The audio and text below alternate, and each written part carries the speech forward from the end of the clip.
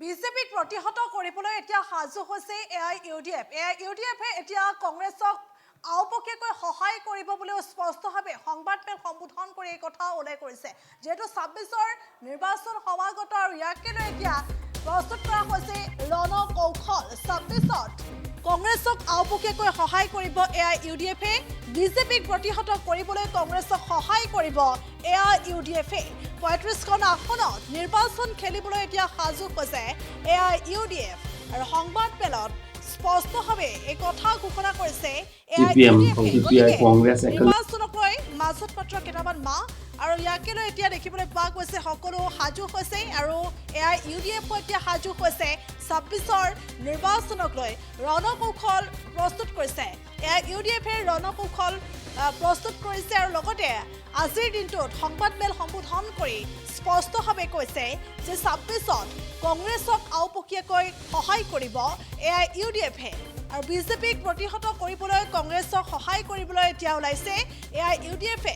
৩৫খন আসনত নিৰ্বাচন খেলিবলৈ এতিয়া সাজু হৈছে এআইইউডিএফ আৰু আজি সংবাদমেল সম্বোধন কৰি এই কথা উল্লেখ কৰিছে এআইইউডিএফে। আওপকীয়াকৈ আমি কংগ্ৰেছক সহায় কৰিম বুলি কৈছে, বিজেপিক প্ৰতিহত কৰাৰ বাবে আমি সহায় কৰিম আৰু সমান্তৰালকৈ আজিৰ যি সংবাদমেল সেই সংবাদমেলত অখিল গগৈ আৰু লুৰিণজ্যোতি গগৈকো মিয়া অধ্যুষিত অঞ্চলত নিৰ্বাচন খেলিলে সহায় কৰিম বুলি কৈছে এআইইউডিএফে আৰু সমান্তৰালকৈ কংগ্ৰেছে ২৬ত বিজেপিক ৱাকঅভাৰ দি আছে। সাম্প্ৰদায়িক বিজেপিক ওফৰাব লাগে, পঞ্চায়ত নিৰ্বাচনত উজনি অসমত কংগ্ৰেছৰ ফলাফল বেয়া আদি কেইবাটাও গুৰুত্বপূৰ্ণ মন্তব্য কৰা দেখিবলৈ পোৱা গৈছে। পুনৰাই কৈছোঁ, কংগ্ৰেছক ২৬ত আওপকীয়াকৈ সহায় কৰিবলৈ সাজু হৈছে এতিয়া এআইইউডিএফ। ৩৫খন আসনত নিৰ্বাচন খেলিবলৈ সাজু হৈছে আৰু লগতে নামনি আৰু মধ্য অসমৰ কেইবাটাও সমষ্টিত কংগ্ৰেছক সহায় কৰিব এআইইউডিএফে আৰু সংবাদমেল সম্বোধন কৰি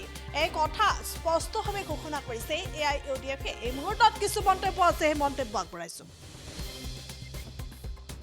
কংগ্ৰেছ একেলগে হোৱাৰ পিছত 53 নাম্বাৰ চিট পাইছিলে। যদি যোৱাবাৰ অখিল গগৈ আৰু আপোনাৰ লুৰিণজ্যোতি গগৈয়ে আপোনাৰ কেণ্ডিডেট আপাৰ আছামত হৰাই নিদিলেহেঁতেন, তেতিয়া চৰকাৰ কংগ্ৰেছে হ'লেহেঁতেন। আৰু এইবাৰ সঁচাকৈ বিজেপিক আমি আঁতৰাব পাৰিম যদি অখিল লুৰিণ সঁচাকৈ কংগ্ৰেছৰ লগত থাকে আৰু কাম কৰে আৰু লাইক মাইণ্ডেড মানে দল হিচাপে যদি আমাকো যদি ক'ৰবাত যদি মানে স্থান যদি ৰাখে, মই ভাবোঁ ভাল হ'ব বুলি ভাবোঁ। নাৰাখিলেও কথা নাই, কিন্তু আমি নাৰাখিলে আমি ক্ষতি নকৰোঁ কংগ্ৰেছক। আমাৰ সাধাৰণ সম্পাদক ডক্টৰ ৰফিকুল ইছলামে কৈছে যে আমি বিজেপিক সহায় কৰাকৈ কোনো কামেই নকৰোঁ। আমি বিগত 3টা ট্ৰাম্পছত 70টা 80টালৈকে আমি কেণ্ডিডেট দিছিলোঁ। এইবাৰ আমাৰ দলে সিদ্ধান্ত লৈছে যে 30ৰ পৰা 35খন আসনত আমি ছিট দিম। সেইকাৰণে দিম, য'ত আমি জিকিম তাতেহে দিম। য'ত আমি জিকাৰ সুবিধা সম্ভাৱনা নাই তাত বিজেপি জিকি যাব আমি কেণ্ডিডেট দিলে, তেনেকুৱা ছিটত আমি কেণ্ডিডেট কোনো পৰ্যায়ে নিদিওঁ। আমি কংগ্ৰেছকো সহায় কৰিম পাকে পকৰে। এতিয়া কথাটো হৈছে লুৰিণজ্যোতি আৰু অখিল গগৈ জিকাৰ কোনো পচিবিলিটি দেখা নাই, কাৰণ আপাৰ আছামত আপোনাৰ বা অন্যান্য জনগোষ্ঠীৰ মাজত তেখেতসকলৰ মানে হেৰিটো নাই, বেছটো নাই। গতিকে মই এটা আহ্বান কৰিম লুৰিণজ্যোতি গগৈ ডাঙৰীয়া আৰু অখিল গগৈ ডাঙৰীয়াক যে আপোনাৰ মাইনৰিটি 2খন ছিট চাই লওক, লাগিলে আমি ক'ৰবাত আপোনালোক হেল্প কৰি দিম জিকাৰ কাৰণে, কাৰণ বিৰোধী দৰকাৰ আছেতো, কাৰণ বিধানসভাৰ মজিয়াত আপোনালোকে MLA হৈ আহিব লাগিব। গতিকে আমি আহ্বান কৰিছোঁ যে আপোনালোকে ক'ৰবাত মিয়া ছিট চাই লওক, কাৰণ মিয়া মানুহে ভোট দিব। কাৰণ মিয়া মানুহ এইকাৰণে ভোট দিব, মিয়া মানুহ সৰল মানুহ, খোজা মানুহ। কাৰণ আপোনালোকেতো চৰকাৰটো আনিবই নোৱাৰে, যেনেকৈ কাম কৰি আছে বিজেপিৰ হৈ কাম কৰিছে আপাৰ আছামত। যদি বিজেপি আপুনি বিধায়ক হ'ব লাগে তেতিয়া লোৱাৰ আছামত আহক বা ক'ৰবাত আমাৰ তাতে আহক, আমি এখন ছিট দি দিম, আপুনি বিধায়ক হৈ কওক, বেলেগ আৰু ক'তো MLA হ'ব।